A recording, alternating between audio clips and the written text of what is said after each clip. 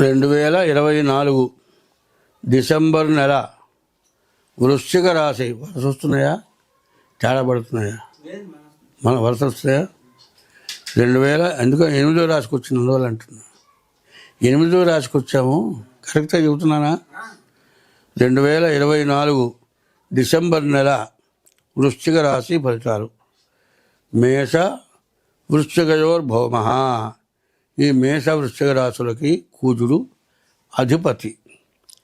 ఇటువంటి కుజుడు అధిపతి అవ్వటం చేత ఈ కుజుడు 9ంట ఉన్నాడు. కుజుడు బాగాలేడు. ఈ రాశికి గురువు, కేతువు, శుక్రుడు 3 గ్రహాలే బాగున్నాయి. అయితే ఈ రాశికి అధిపతి అయినటువంటి కుజుడు కూడా బాగాలేడు.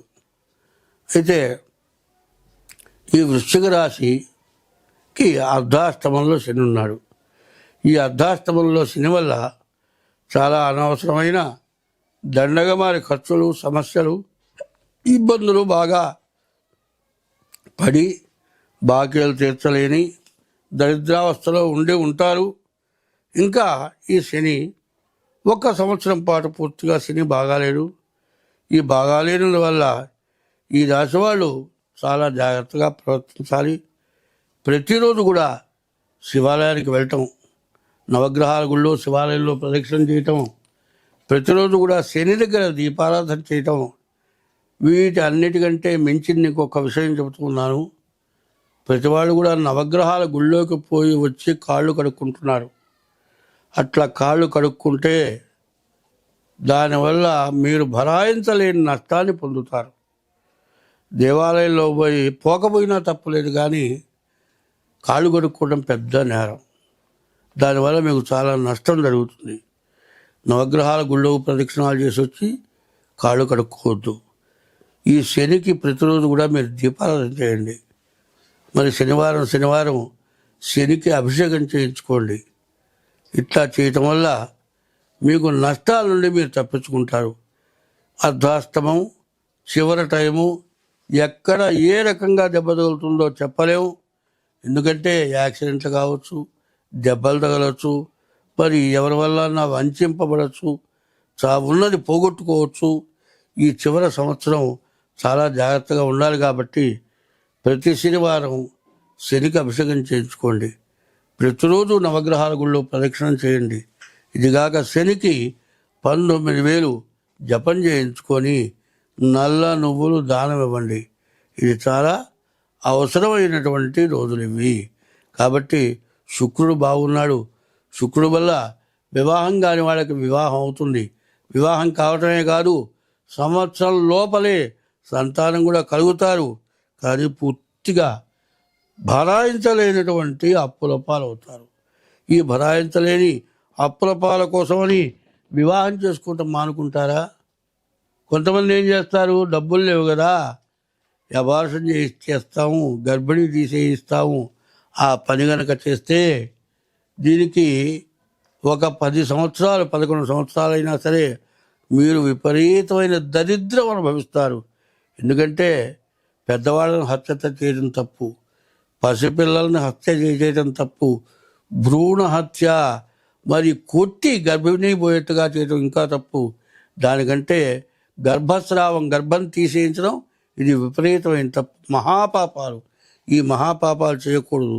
ఈ రాశి వాళ్ళకి వివాహం కావటానికి, సంతానం కలగటానికి, ఇబ్బందులు పడ్డ ముందు ఐశ్వర్యం రావటానికి మంచి అవకాశం ఉంది. కాబట్టి మీరేం చేయాలి, మీరు ముందు మీ డేట్ ఆఫ్ బర్త్ ద్వారా మీ జాతకం చూపించుకోండి, జాతక ప్రకారం అవలంబించండి. ఇప్పుడు ఏమవుతుందంటే ప్రతి చోట వివాహం జరగడం మాత్రం జరుగుతుంది, కానీ వివాహం జరిగిన తర్వాత సమస్యలు బాగా ఎక్కువ అయ్యి మరి కోట్లకెక్కి విడాకులు తీసుకునే పరిస్థితి వచ్చి విడాకులు రాక ఇంకో పెళ్లి చేసుకుంటానికి అవకాశం లేక ఏజ్ బారైపోయి జీవితం అంతా వ్యర్థం అయిపోతున్న వాళ్ళు చాలా ఉన్నారు.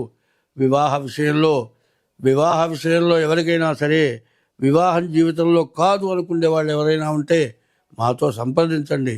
మీకు వివాహం కావటానికి కానీ, వివాహమై భార్యాభర్తలకు అనుకూలత లేకపోతే వాళ్ళకి అనుకూలత కలగటానికి కానీ, కాదండి కోర్టులో ఎక్కామండి, ఎన్నాళ్లకు తెవలటం లేదు, అనవసరంగా ఏమీ లేకుండా గిల్లి కయం పెట్టుకొని కోర్టుకు ఎక్కాము.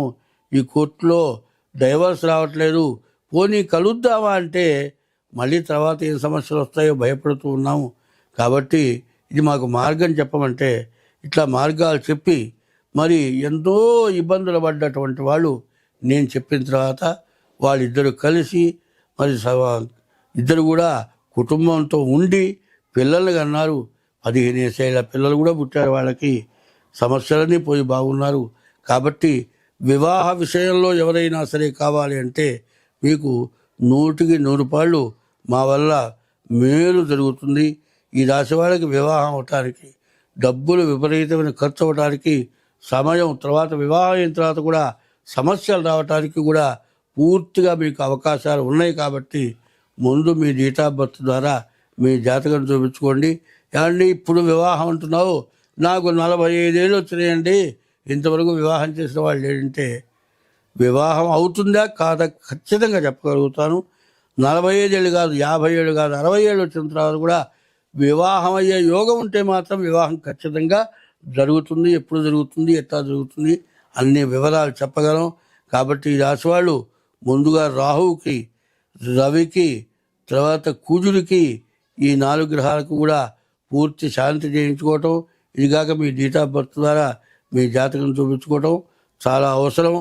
కాబట్టి ఇంకోటి కూడా చెబుతున్నా, ఒకప్పుడు ధర్మరాజు అశ్వమేధ యాగం చేశాడు. ఆయన వచ్చిన వాళ్ళకి దానం చేయాలి, ఉన్నదంతా అయిపోతుంది, ఇంకా ఎక్కడా లేదు. ఇంకా దానానికి పండితులు అందరూ దానం చేయబడటానికి వచ్చారు, ఎక్కడి నుంచి తెచ్చివ్వాలి?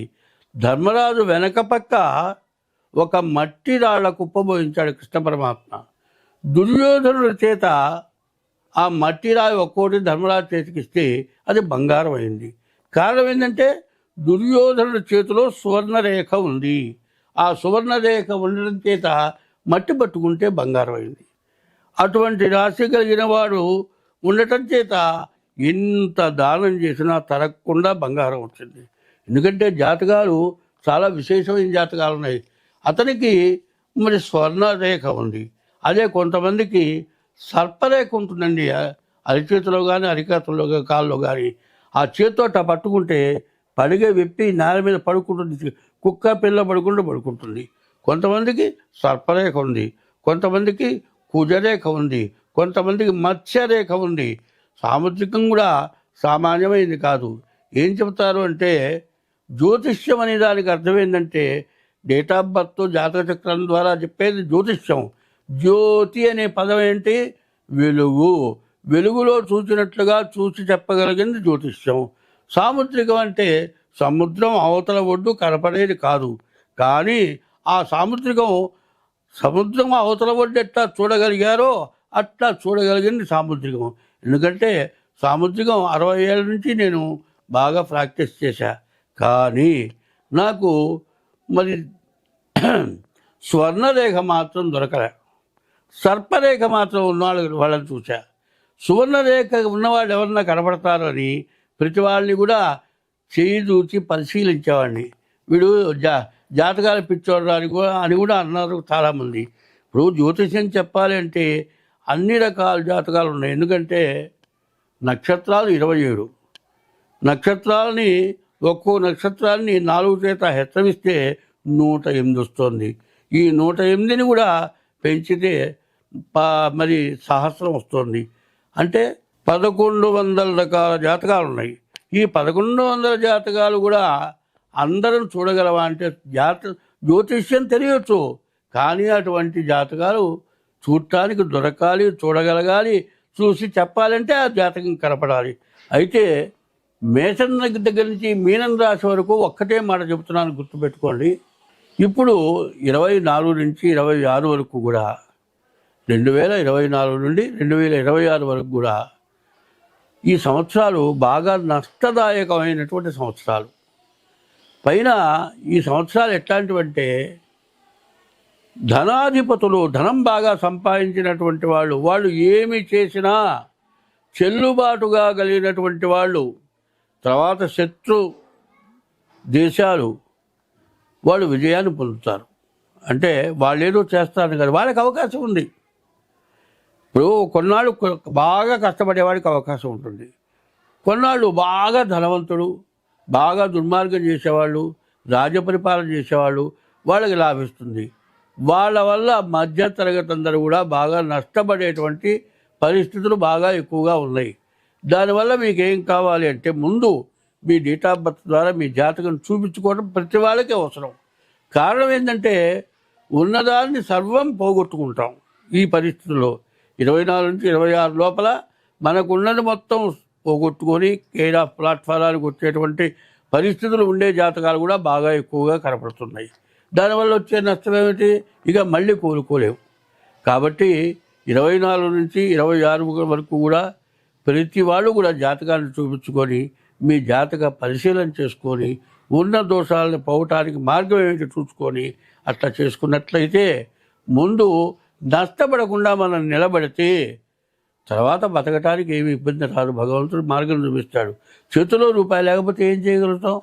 కాబట్టి మీరు జాగ్రత్తగా ఈ జాతకాన్ని చూపించుకోవడం చాలా అవసరం. ఇది ప్రతి మేషం దగ్గర నుంచి మీన రాశి వాళ్ళ వరకు కూడా ఇది గుర్తుపెట్టుకోవాల్సింది.